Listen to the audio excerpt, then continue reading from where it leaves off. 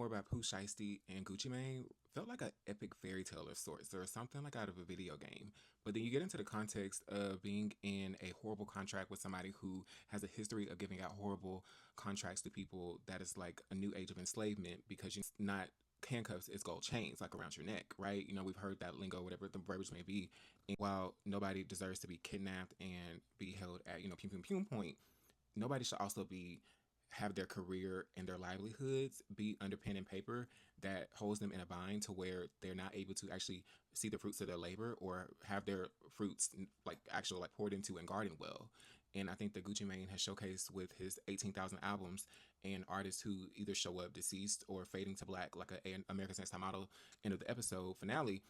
It's just, it gives you a little bit more context into why Pooh Shiesty and his father, Pooh Shiesty Sr., Pooh Sr., yeah, may have gone through to the links that they did with a Gucci Mane character. You know, even though like not a character because that's a real life human and these are real life acts and these are real life consequences and court documents and legalities that are going to be followed through. But it's like, well, where's the legal quickness that comes with somebody being under such a predatory contract and having sole proprietorship over somebody's livelihood and personhood and their makings and comings and goings, etc. Especially when you see a pattern of these types of things. I think that two wrongs definitely don't make a right. Sometimes, mostly, two wrongs don't make a right. But when you find out the doings or the reasoning behind somebody's wrongdoings, you can have a little bit more empathy and understanding and less cheership and crowning of a Gucci item, right?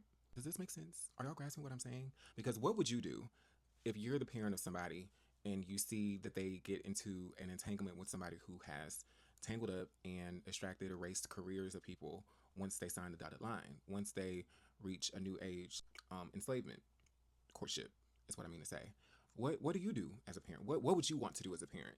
Obviously, you want to go the more structured route, but very interesting to see and witness and very sad across the board because part of me wonders like when is enough enough as far as if you have several artists and you have these millions and millions of dollars in liquidated like so much liquid funds and expenses, when is enough enough? Why is more like less is more, right? Whatever, but more is more and more and more is more and more leads to more attempts at hardships or evilness and darkness, right? Because it's like, what do you gain holding someone hostage to pen and paper so that they aren't able to be successful while you don't pour into them and nurture their fruits and water their garden, but then are upset when they hold you hostage, not by pen and paper, but by pum pums.